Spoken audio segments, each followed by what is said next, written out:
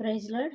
ఈరోజు దేవుని వాగ్దానము కీర్తన గ్రంథము 139 అధ్యాయము మొదటి నుంచి చదువుకున్నాం. చూడండి. యెహోవా, నీవు నన్ను పరిశోధించి తెలుసుకొని ఉన్నావు.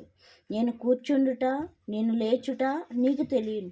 నాకు తలంపు పుట్టక మునిపే నీవు నా మనసును గ్రహించుచున్నావు. నా నడక నా పడకను నీవు పరిశీలన చేసి ఉన్నావు. నా చర్యలన్నిటినీ నీవు బాగుగా తెలుసుకుని ఉన్నావు. యెహోవా మాట నా నాలుకకు రాక మునిపే అది నీకు పూర్తిగా తెలిసి ఉన్నది. వెనుకయు ముందుయు నీవు నన్ను ఆవరించి ఉన్నావు. నీ చెయ్యి నా మీద ఉంచి ఉన్నావు. ఇట్టి తెలివి నాకు మించినది, అది అగోచరమును, అది నాకు అందదు. ఇక్కడ మనం అనుకుంటూ ఉంటాము, దేవుడు చూడట్లేదు కదా, చేయట్లేదు కదా, మనం ఏం చేసినా, మనం ఏం ఆలోచించినా, మనం ఏం పనులు చేసినా దేవుడు చూడట్లేదు కదా అని అనుకుంటాం. కానీ ఇక్కడ ఎలా ఉన్నాడంట, మనము కూర్చున్న ఆయనకి తెలుసంట, లేచుట కూడా ఆయనకి తెలుసంట. అంటే ఎప్పుడు కూర్చుంటామో, ఎప్పుడు లేస్తామో, ఎప్పుడు నడుస్తామో, ఎప్పుడు నిద్రపోతామో, ఎప్పుడు పనులు చేసుకుంటామో, ఎప్పుడు ఏ విధంగా ఆలోచిస్తామో ప్రతిదీ కూడా ఆయనకి తెలుసంటండి.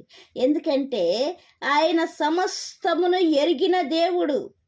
అందుకని ఏమంటున్నాడంటే ఈ దావీదు గారు, యెహోవా నీవు నన్ను పరిశోధించి తెలుసుకొని ఉన్నావు. ఏమంటున్నాడో మనం చెప్పగలుగుతున్నామండి. ప్రభువా, నేను ఎలా భక్తిగా ఉన్నానో, ఎలా నీతిగా ఉన్నానో, ఎలా యథార్థంగా ఉన్నానో, ఎలా విశ్వాసముతో ఉన్నాను, ఎలా నమ్మకంతో ఉన్నాను, ఎలా నిరీక్షణతో ఉన్నాను, ఎలాగైతే నేను నిజాయితీగా ఉంటూ నీవిచ్చే జవాబు కోసం ఎదురు చూస్తున్నానని మనము చెప్పగలుగుతున్నామండి. ఈ దావీదు గారు చెప్పగలుగుతున్నారండి.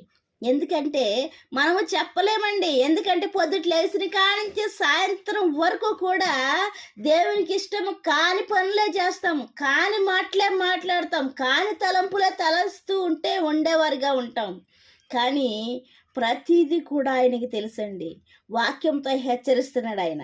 ఏమని హెచ్చరిస్తున్నాడు? నేను కూర్చుండుట నేను లేచుట నీకు తెలియను. నాకు తలంపు పుట్టక మునిపే నీవు నా మనసును గ్రహించుచున్నావు ప్రభువా అంటున్నాడు. ఏంటంటండి, మనం మన మనసులోకి వచ్చక మాట అది మనకంటే ముందుగా ఎవరికి తెలుసంటండి? మన దేవుడికి తెలుసంటండి. ఇంకా నా నడక నా పడక నీవు పరిశీలన చేసి ఉన్నావు ప్రభువా. నా చర్యలన్నిటినీ నీవు బాగుగా తెలుసుకొని ఉన్నావు. మనం చేస్తున్న ప్రతిదీ కూడా ఎవరికి తెలుసండి? మన దేవునికి తెలుసండి. మనం మనుషుల కళ్ళైతే అయితే కప్పేస్తామేమో, కానీ మనుషులనైతే మభ్యపరచగలమేమో, కానీ మనుషులకైతే మాటలు చెప్పి తప్పించుకోగలమేమో, కానీ మనుషుల దగ్గర అయితే మనం యాక్షన్ చేయగలమేమో, కానీ మనుషుల దగ్గర అయితే మనం నటించగలమేమో, కానీ దేవుని దగ్గర అయితే మనం నటించలేమండి. ఎందుకంటే దేవుడు ఒక అద్దము లాంటి వాడు. మనము దేవునిలో ఆ అద్దంలో చూసినప్పుడు మనము చేస్తున్న ప్రతిదీ కూడా ఆ అద్దంలో కనబడుతుందండి. ఆ అద్దం ఎవరో కదండి, ఈ వాక్యమేనండి. ఈ వాక్యం అనే అద్దాన్ని మనం చూసినట్లయితే మనము చేస్తున్న తప్పులను అది మనల్ని ఎత్తి ఏంటంటే సరి చేసుకోమని వాక్యంతో మనతో మాట్లాడేవాడుగా ఉంటుంది. ఎలా మాట్లాడుతుందంటే, ఆది దేవుడు దేవుని యొద్ద వాక్యమే దేవుడై ఉండెను. ఆ వాక్యము మనతో మాట్లాడి మనలో ఉన్న లోటుపాట్లను, మనలో ఉన్న తప్పులను, మనలో ఉన్న ప్రతి దాన్ని సరిచేసేదిగా ఉంటుందండి. సరి చేయడానికి మాత్రమే దేవుడు వాక్యముతో మనతో మాట్లాడేవాడిగా ఉంటాడు. మాట్లాడిన తర్వాత అయినా కూడా మనం సరి చేసుకోకపోయినట్లయితే దేవుడు ఒకనొక దినమందు ఏం చేస్తాడంటే శిక్ష విధించేవాడిగా ఉంటాడు. మనం ఆ శిక్షకు పాత్రలు కాకుండా ఉండాలంటే దేవునికి ఇష్టకరంగా జీవించేవారిగా ఉండాలి. ఇంకా ఏమంటున్నాడు? యెహోవా మాట నా నాలుకకు రాక మునిపేది నీకు పూర్తిగా తెలిసి ఉన్నది. నువ్వు మనసులో అనుకుని అది బయటికి వచ్చేలోగా ఎవరికి తెలుసు అంటే అండి? దేవుడికి తెలుసు అంట. నువ్వు ఏ విధముగా ఎవరితో మాట్లాడుతున్నావు, ఎలా మాట్లాడుతున్నావు, ఎప్పుడు మాట్లాడుతున్నావు, మాట్లాడడానికి ఎప్పుడు సిద్ధపాటు చేసుకుంటున్నావు, ఏం మాట్లాడాలని నువ్వు ఆలోచన చేసుకుంటున్నావు, ప్రతిదీ కూడా దేవుడికి తెలుసండి. అది దేవునికి ఇష్టకరంగా ఉన్నట్లయితే దేవునికి మహిమ కలుగునుగాక. లేకపోయినట్లయితే ఇప్పుడైనా సరే దేవునికి ఇష్టకరమైన మాటలు మాట్లాడడానికి మనం సిద్ధపాటు కలిగి ఉందాం. ఇంకా ఏమంటున్నాడంటే, వెనుకను ముందును నీవు నన్ను ఆవరించి ఉన్నావు, నీ చెయ్యి నా మీద ఉంచి ఉన్నావు ప్రభువా. దేవుడు ఎక్కడ లేకుండా లేడండి. నీ ప్రతి చోట దేవుడు ఉంటున్నాడు.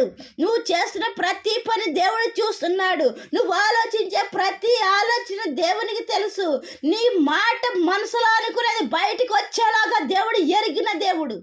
అలాంటి దేవుని యందు నువ్వు భయభక్తులు కలిగి, భయముతోటి, పాపం అంటే సిగ్గు, నరకం అంటే భయము కలిగి, దేవుని యందు విశ్వాసముతో, నమ్మకముతో, నిరీక్షణతో జీవించినట్లయితే పర్వాలేదు. కానీ లేకపోయినట్లయితే ఇప్పుడైనా వాక్యంతో నిన్ను, నన్ను, మనందరినీ హెచ్చరించేవాడిగా ఉన్నాడు. మన ప్రవర్తన సరి చేసుకోమని చెప్పేవాడిగా ఉన్నాడు. ఇప్పుడైనా ప్రవర్తన సరి చేసుకుంటే పర్వాలేదు. కానీ వాక్యం విన్న తర్వాత అయినా సరి చేసుకోపోయినట్లయితే ఒక్కొక్క దినమందు ఏం చేస్తున్నాడంటే ఆయన మనకు తీర్పు తీర్చేవాడిగా ఉన్నాడు. ఆ తీర్పులో మనము సమాధానము చెప్పడానికి, లెక్క అప్పు చెప్పడానికి సిద్ధపాటు కలిగి ఉండాలి. కాబట్టి వాక్యం నీతో, మాతో, మనందరితోటి మాట్లాడుతున్నాడు. ప్రతిదీ ఆయనకి స్పష్టంగా తెలుసు. కాబట్టి మనము ఆలోచన రాక మునిపే మనకి ఎరిగిన దేవుడు. కాబట్టి ఆ దేవునికి మనం భయపడి, భయభక్తులతో ఉంటూ, విశ్వాసముతో, నమ్మకముతో, నిరీక్షణతో ఎదురు చూసేవారిగా ఉందాం. దేవుడు చూస్తున్నాడని నమ్మి మనము భయపడి ఉండేవారిగా ఉందాం. దేవుడు చిన్న పరిశుద్ధ వాక్యం దీవించిన గాక. వాక్య పరిచర్యలో మీ సహోదరి. ఆమెన్.